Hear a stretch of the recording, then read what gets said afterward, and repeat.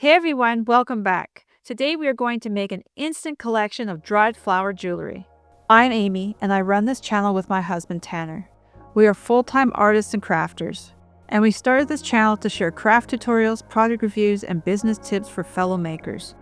Whether you're here to check out a project or to grow your own craft business, we've got you covered. Okay, let's start by collecting our materials: jewelry blanks and open bezels. You'll need some molds. For jewelry, the flowers need to be much smaller. I got a variety of dried flowers and leaves. It's best to start with plenty of options. I'm going to see if I can use a shamrock for a pendant. If you want to dry your own, I'll leave a link to my video on 4 ways to dry flowers in the description. You'll also need resin, either a 2-part resin or a UV resin. For the hardware, you'll need cords or chains, ear hooks, and jump rings. You'll also need some pliers to put everything together. 2 pairs of chain nose pliers will work well enough.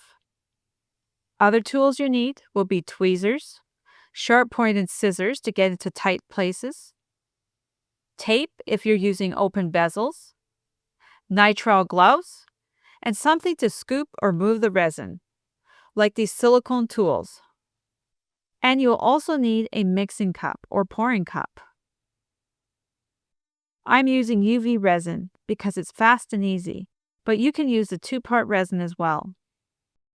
With UV resin, you'll need a UV light to cure it. To set up, I wrapped an old cutting board that I no longer use in the kitchen with wax paper. This way, I could use the UV light near a window or fume extractor while still working at my desk. Now take your resin and pour or scoop a thin layer into the molds. Don't go wild with pouring it just yet.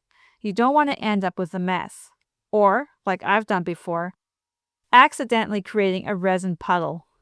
I've learned the hard way. Remember, less is more. Now fill the molds a little under halfway. You can then spread the resin out with your resin tools or a toothpick along the edges. You can also use them to pull the air bubbles up or pop them. If you're using open back bezels, you'll need some special tape like this. I'll leave a link in the description for where to buy it. This tape holds the resin in place, and you can add an extra strip like this to keep everything steady while adding resin or flowers. I'm also making this pendant, and to keep it flat, I used a rolled up piece of tape underneath. I love using these little resin tools. I'll link them in the description because they have small scoops on the end, making it super easy to add just a little bit of resin at a time. For the earrings, we do the same thing.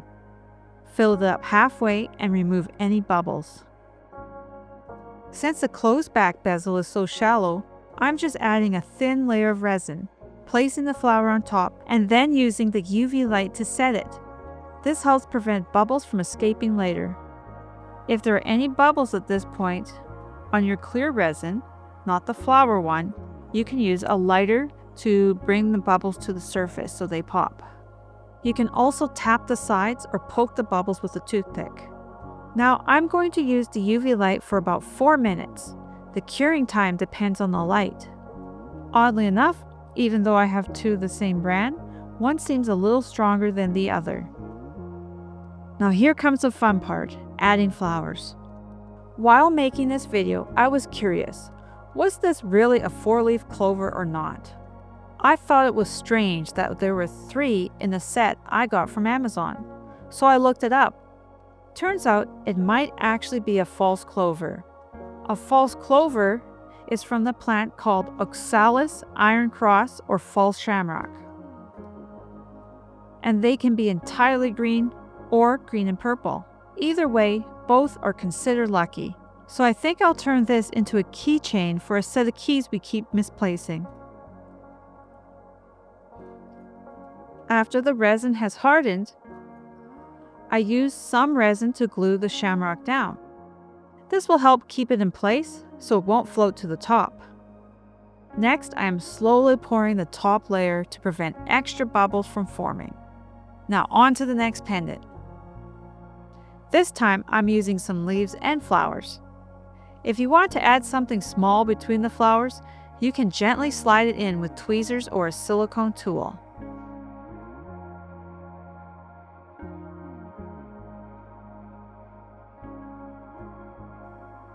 I'm happy with the placement, so I'm going to slowly add the resin over top. Normally I wear gloves while working with these cups, but I made sure the resin was fully hardened before cleaning them off.